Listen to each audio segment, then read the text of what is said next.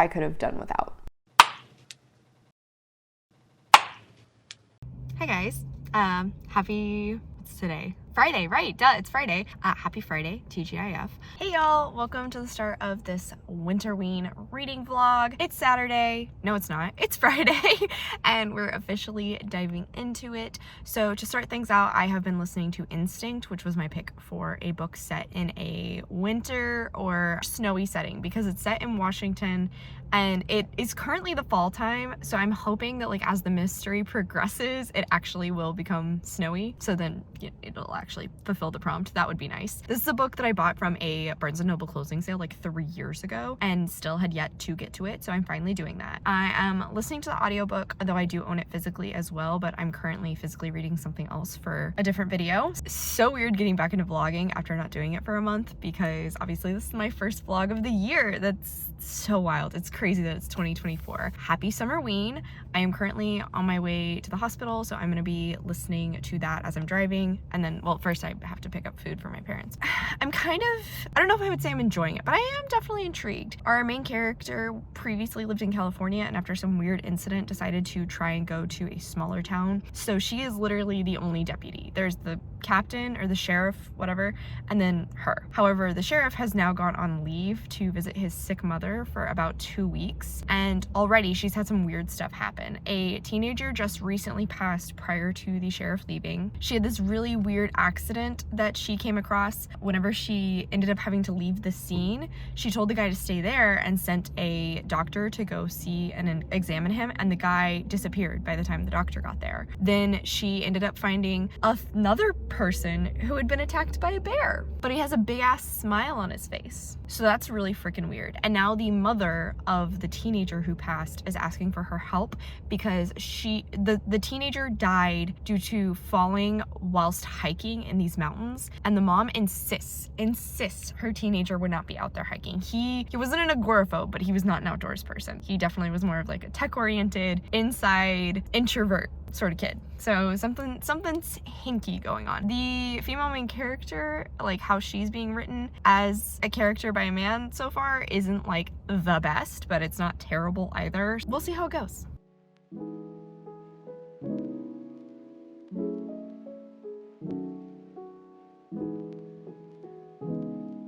Hey friends, do I literally wear anything that isn't Josh's sweatshirt anymore? No, you wouldn't think. So it's Monday. Yeah, I didn't talk to you at all this weekend just because I had a really crazy weekend. Josh and I went to an author event, then I hung out with my dad at the hospital for most of Sunday. Anytime I was home, Josh and I were basically watching Naruto. We are into Shippuden now, if you were curious. I'm so sorry, I hate Sasuke with my entire freaking being. Naruto shockingly has grown on me a lot, and there is not nearly enough focus on the side characters in this TV show. Though I will say the political plots that take place throughout the story, interesting, all holding my attention. It's surprising that that's doing it because 9 times out of 10 I'm such a character-based person. But anyway, that's not the focus of this vlog. This is Winterween, right? I have read a bit further into Instinct. I am currently at 166 pages. I wouldn't say I'm liking this, but I wouldn't say I'm not liking it either. I'm intrigued by it, but it's slow moving. I'm probably about halfway in, and it feels like the main character is finally starting to realize something's going on here. Something's not right. All these weird incidents are connected in some sort of strange way, but she can't place her finger on it, and she too is unfortunately being affected by whatever it is that's doing this, and it has to do with a person's instincts, like what they instinctually do, the things that they don't even really have to think about anymore, and how those instincts are being overridden. It's an interesting way of setting up a mystery, I will say. It still is not as wintry as I was hoping. It's still fall. She does comment about it being quite cold. They are up on a mountain, so it's getting more treacherous as the time goes on. I need snow to happen for this to complete that prompt. That would be really helpful. Sorry, I need my extra kick of caffeine today. I also am not really the biggest fan of the main character. Mary is really determined to prove herself in this small town, and she constantly is just thinking that like everybody's looking at her and questioning everything she does, which on one hand, like I get where she's coming from with that, but on the other hand, it just feels very, girl, you're not the center of the universe, okay? There's also a really weird romance element that just feels very unnecessary and shoehorned in. Literally anytime she and the local bartender are in the same vicinity, sex must be talked about, must be mentioned, she must think about it, they have to have it. And I just, like, it's so out of place. I don't think it's needed at all. With Mary being a female main character, you know, there's the joke about female main characters who are written by men and how guys just like can't do it well. I don't think that's necessarily true across the board, but there's something about Mary that just does sort of showcase to me that she's written by a man, and I can't quite put my finger on what that is. The big one that I can really remember actively making me kind of stop and be like, was when she makes a comment about Clara, one of the possible victims, being more aware of her surroundings, not putting herself in situations like this because she was the victim of a mugging. I definitely follow what Huff was saying there and what showcasing with it, but I also feel like majority of women just actively think about that sort of stuff. I mean, at least in my experience, I know I do, I know my friends would, I know my mom would. I just would be aware of that in general in my life. So that was just a really small thing that kind of highlighted, no, like, I think a woman would be more aware of that aspect in the first place, let alone if you're writing a woman who has trauma, putting herself in a situation like that. I don't think Mary as a character is being like overtly sexualized or anything in that regard, at least. And she's also thankfully not like other girls, but I still just don't really feel totally convinced by her character, if you get what I'm saying. Like I mentioned, the plot is pretty slow moving thus far. We're finally starting to dive in to figure out what's going on, and I am intrigued to see where this is gonna go. I could see it possibly taking like a sci-fi or paranormal turn, which would be interesting. Not anticipating that really though. With how slow this is, I doubt this is gonna be like a new favorite mystery. I'm not sure. Since this is kind of a vlog, I guess I should also mention the fact that I'm gonna be going by the hospital tonight, and then I'm gonna come home. Hopefully, I'm gonna officially start into a 30-day yoga challenge that I've been meaning to for days now. My plan is to do that tonight. I wanna do the first day, and then I have to make dinner. I need to edit Friday's video and also this video. With that, I'm not gonna have a ton of reading time physically, so probably for the time being, I'm just gonna continue listening to the audiobook of Instinct, and here's hoping that I'll make a decent dent into it and possibly maybe tonight pick up something else physically, even though I am still in the middle of a different book for a different video. So who knows if that'll happen or not. It is the beginning of the year, so I have a million plans floating around in my head. I have a million goals I want to try and get done as quickly as possible, which my reading plans reflect. I also need to be realistic and realize that's not going to quite happen, particularly if you want to actually participate in readathons like Winterween. So I need to just take a chill pill, but at the same time, my brain's not gonna relax.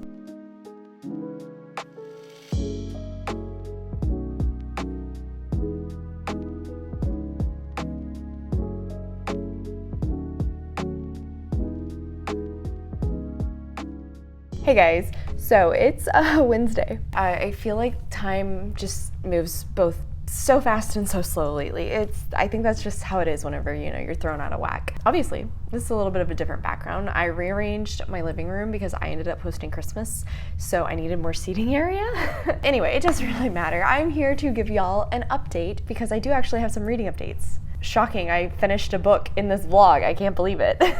I'm having to remember how to vlog. It's been so long, and like I've been out of content creator mode for a month, and then with like all my personal life drama that's been happening, it's just been so far in the back of my brain. I'm having to get back into this mindset again, and it's weird. I finally finished Instinct by Jason Huff. I realized by the end of it that this was like When No One Is Watching, but without the commentary on systemic racism, also just like a lot more boring. This gears up for the climax around like 75% in, and you feel like, okay, this is gonna be really exciting, let's go, and then it drags on. It's impressive because it has like action movie elements that are taking place, but it just took forever to get going. The underlying twist wasn't really shocking. Nothing about it was really surprising to me at all. I mean, I didn't have that exact answer, but that was definitely something I'd considered. Who that was behind everything and the why, again, made perfect sense. It wasn't even really a satisfying answer or a satisfying ending. I still don't think the romance element was necessary at all. It seemed so out of place. And Mary as a main character was fine. No strong feelings about it one way or another, honestly. Because I finally finished that one, I decided to dive into Comfort Me with Apples by Catherine and Valenti, because this was my novella pick. This would be nice and easy. This one was for purple on the cover. So I actually have been listening to the audiobook of this on Scribd/Everand. They recently rebranded. I didn't know a lot going into this. I knew we were following this woman who lives in this like very picturesque town, and I heard it had like very much Stepford Wives vibes. I didn't think I knew anything too spoilery about this because, I mean, it's a novella. It's very easy to spoil this, and it's been pretty popular. A lot of people have reviewed it, but I do think maybe I knew too much. There's like a specific element that I'm holding back from saying because I feel like my knowing that has been messing with my enjoyment, because I'm sitting here making all these connections really easily. Oh, this connects to this and this is showcasing this, and like this is a representation of this. And I mean, I don't know that for a fact. I think I'm like exactly halfway in. Also my adorable bookmark that Josh's mom got me. I just have to show off. Don't 100% know that those are the answers, but I feel very secure in my guess that those are the answers. This town seems very picturesque, but you also get like occasional chapters with the different rules about it, and it's incredibly strict and just really controlled environment. The society also feels like it's very based in old school gender essentialism, where the man is the powerful one, the man he's the breadwinner, whereas the woman stays home and takes care of everything, and she cooks and cleans, and you know, she entertains herself with these little frivolities of like going to see a play performed. But then the play element was really strange because her friends are essentially putting on a play of she and her husband's life, and she's just really confused, whereas her husband is like straight out pissed, but she doesn't understand why, and I don't really either. It's been a weird ride. It's super short. I mean, with the speed I have on the audiobook, I think it was like maybe an hour and a half. Like I said, I'm already halfway through. I maybe have like 30 minutes at the end. Yeah, I hopefully will be finishing this tonight whenever I'm like making dinner or doing some chores around the house. For the time being, my plan is to finish this and then start on the audiobook for my next pick, which I left over there, which was 2 parts sugar, 1 part murder by Valerie Burns, which is a cozy mystery. And that one, the audiobook is like 6 hours. It's 250-ish pages. So I might just stretch this vlog out until I can finish that. That's it for now. Hi, can I help you?